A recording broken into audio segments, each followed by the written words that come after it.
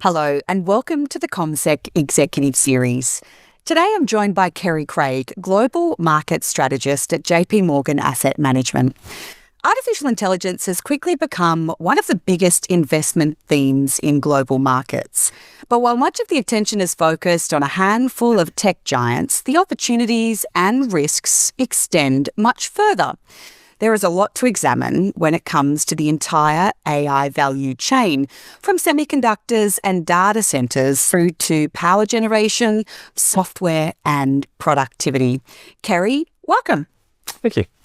So it feels like AI has moved from being a tech story to becoming an economic story. When you look at the current state of play, what convinces you that AI is more than just another tech cycle? Well, I think it comes down to how we actually define it. The advent of this artificial intelligence, it's classified as a general purpose technology. Now, obviously, GPT, it's in the name to a certain extent, but that means it's something that can apply across the economy. It can be used in a variety of sectors. It's not limited to being one particular thing. And then there's parallels in the past. The steam engine has been a common one that people have said there was a piece of technology that came through that had multiple applications that effectively changed how many businesses and sectors work, and AI is the similar one. It's going through an evolution as well. I mean, we started with these sort of generative AI, these chatbots, large language models, which were great, sort of improvement on typical search engines, and now we're starting to move into the next phase. It's all about agentic AI, how these problem-solving little themes around these much more complex areas that this agentic AI can actually do and help us in our everyday lives, as well as across businesses, becoming a greater, powerful tool. And we know that's going to evolve again. We're looking at how it can become much more physical in terms of robotics and how that would actually translate to in the future, and again, be applied across different industries and different facets of the economy. So there is something that we see as much more secular because it goes through this evolution relative to being something that's more of just of a cycle in terms of one-off change. And again, I think it comes back down to that adoption rate. One of the things when we look at how it's being adopted is we can say, well, across individual users like you and I, we can obviously, download an app on our phone, have access to it. It's in our web browsers, and those adoption rates are really high. It's probably not being used for the most productive reasons, but we can use it in that way. But when we look at how businesses are approaching it, their adoption rates are a lot lower. It takes some time to figure out how they're going to embed these in their systems, how to make best use of it, and also to think about the cost of it. And so that means there's a lot more runway for that adoption place to play through that, again, makes this much more of a long-term story rather than just being something that's part of the economic or business cycle. So on that evolution, so we've seen dramatic improvements in the capability of the AI and then sharp declines as well in the cost of using these models. So how important is that combination of better performance and lower costs for this next phase? It's hugely important. I'd break that into two. So first off is the reliability, and then there's the cost of it. So on the reliability side, one of the, headwinds to it being adopted was it hallucinates. Anyone who's used AI and used one of them knows that you can give it relatively simple prompts sometimes and it'll get the answer wrong. So the trouble was when AI didn't know the answer, it would make it up rather than saying, I don't know the answer. Some of the newer models actually do that. They'll be like, I don't know the answer to that, which is encouraging. But as we've seen that evolution, and particularly as we've seen how the AI models went from being coded by people to the AI models training themselves, that sophistication and that understanding has ramped up significantly. So there's lots of data you can look at on this. There's one particular source called Meta, METR, and they track how long it takes for different AI models to do certain tasks. And the most recent models are doing tasks that would take a normal person 3 hours very, very quickly. And they're doing that because they're much more complicated. They actually delegate a lot of the tasks to other AI agents, which is fantastic. And those hallucination rates are actually falling. So the reliability is improving to a huge degree, but it's not still 100%. And I think when it comes to business adoption, that's one of the things they're really concerned about. Am I going to embed this sort of new enterprise system in my business if I'm not 100% sure it's going to be accurate? And it probably does still require some human oversight, or if there's a risk around some sort of regulation, I mean to make sure this thing works well. So that's a little bit of a headwind to seeing those broadening rolled out, and it's quite key to thinking about the broader adoption. And then your second point around cost. So, for a long time there, cost was coming down. It's just basic economics. The more of something there is, the cheaper it becomes, and obviously it gets more broadly used. So that was the case. But the way they measure AI is in tokens. How many tokens does it cost me to run my problem, to answer my query?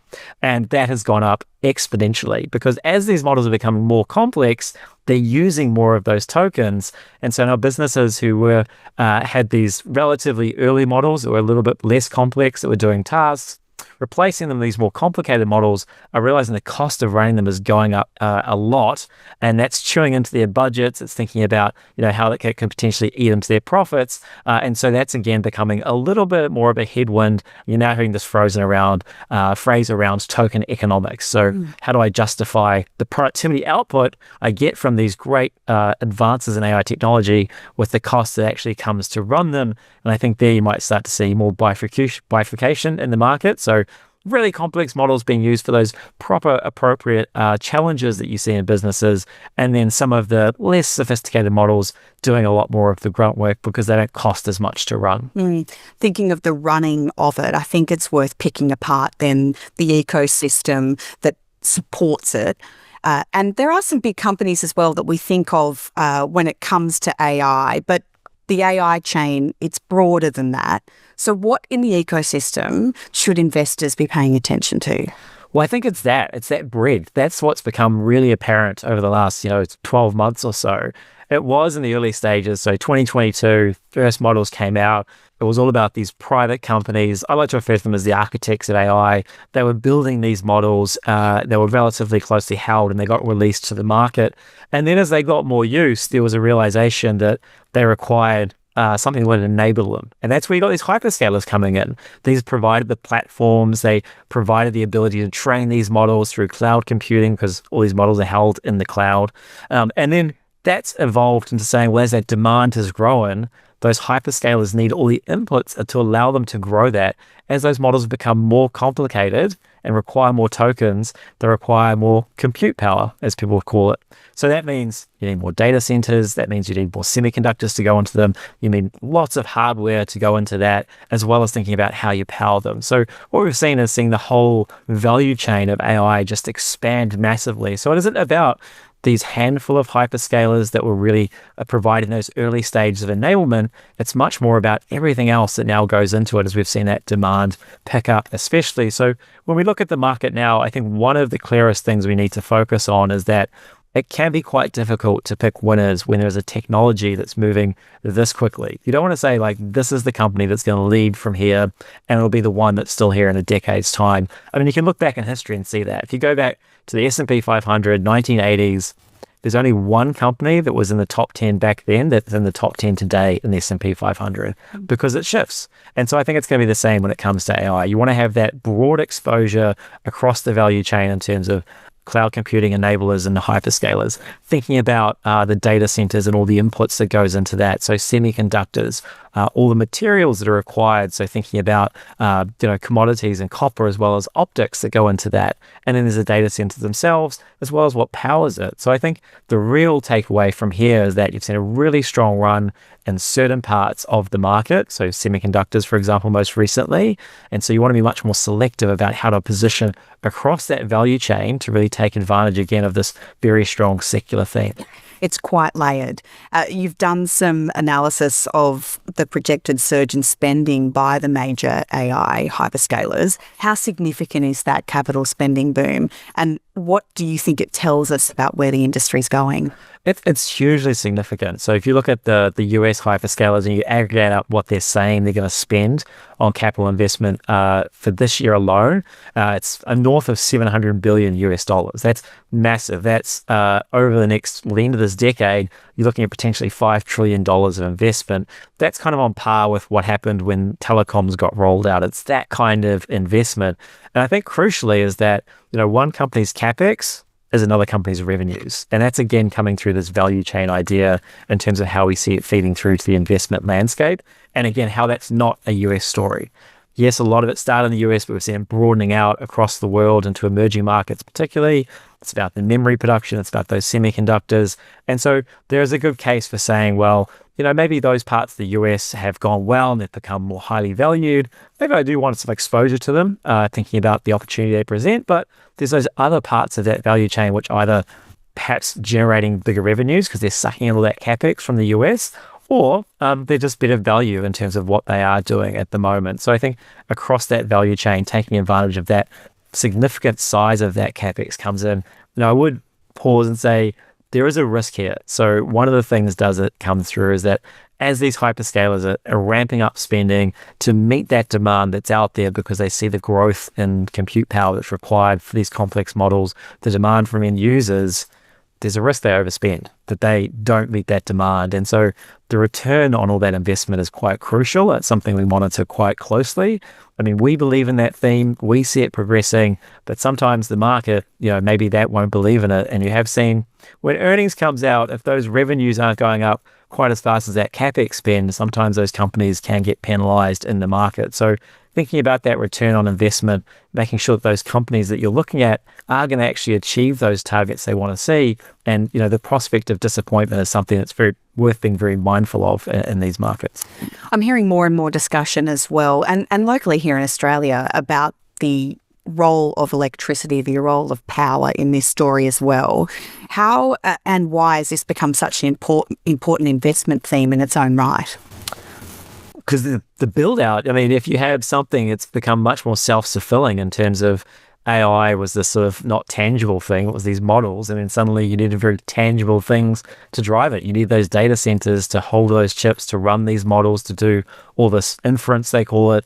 And then you obviously needed to power that. And it came at a time when you're at a bit of a crossroads. Obviously, you can look around the world, geopolitics being a big theme, energy security was obviously very important in different parts of the world, and it being challenged to have the right types of energy coming through. So we've seen governments step forward to want to spend money just to address that.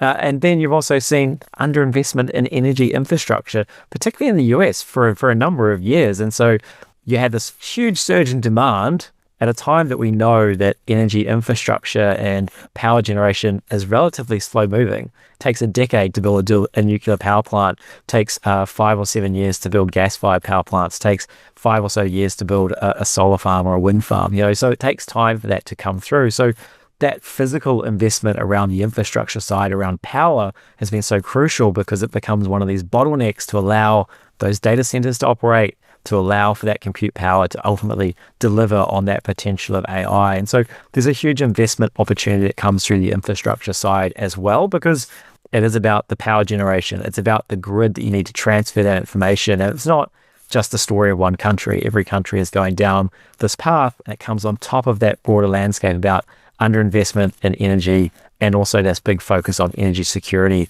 after what we've seen for the last couple of years in some of the conflicts in the Middle East or with Russia and Ukraine, and just how important that is.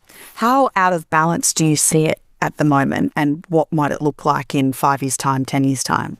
Well, I think the biggest risk now is that the bottleneck restricts the ability for those companies to actually deliver on this compute power. And so there is a few ways around it. Obviously, you can think about the different types of energy generation you can have. So natural gas and gas turbines relative to solar or wind relative to nuclear. So there's different ways companies are approaching it, but the underinvestment has been significant. There was, in the US example, just no investment in increased output from energy for like 2 decades. And then suddenly we're starting to see it increase over time. And then there's also the demand from those power centers.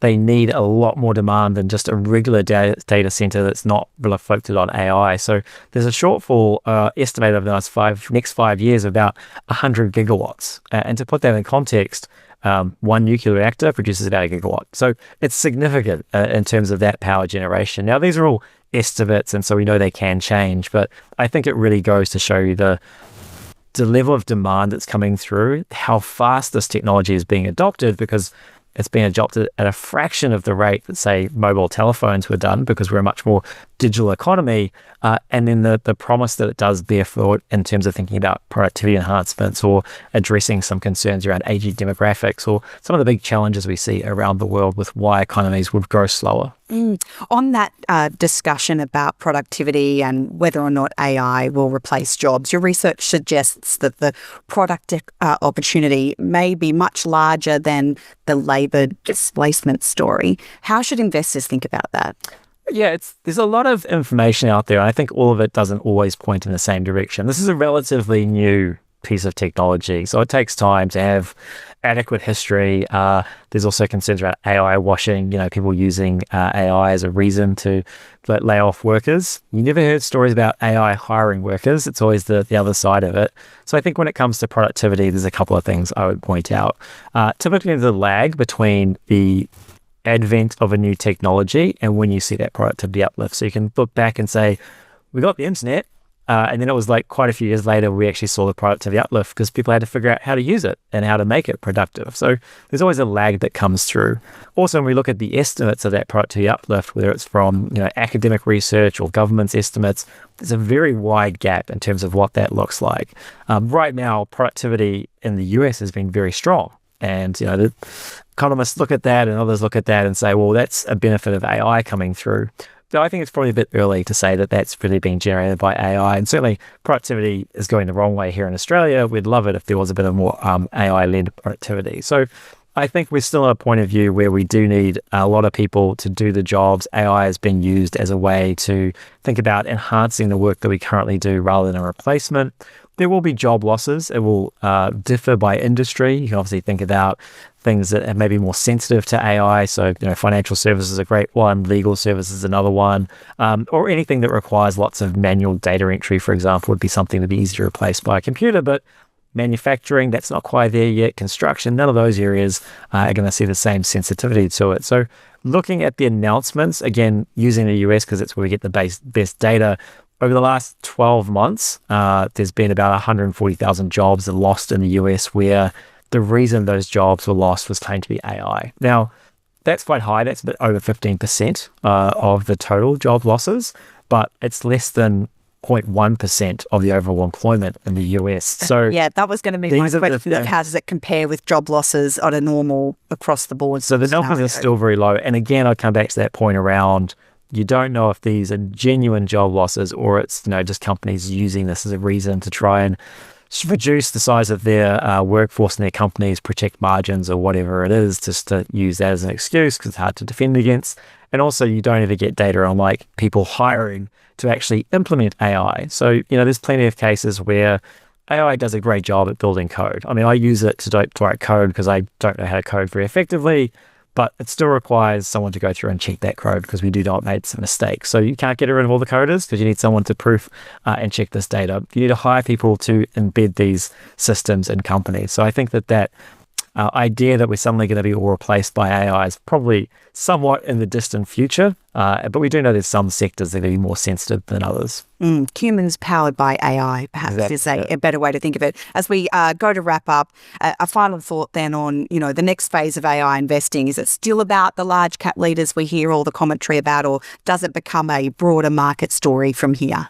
Well, I certainly think those large cap leaders are vying to be the champions. They want to be on top of that podium. It's hard to know which one of those is going to be on the top of the podium. You can just look at their individual performance across the hyperscalers and how much it's varied over the last 12 months, or in aggregate, look at their performance relative to other AI-related industries such as semiconductor or power, and they've kind of lagged. So I think it's going to be very difficult to say this is the company that's going to perform.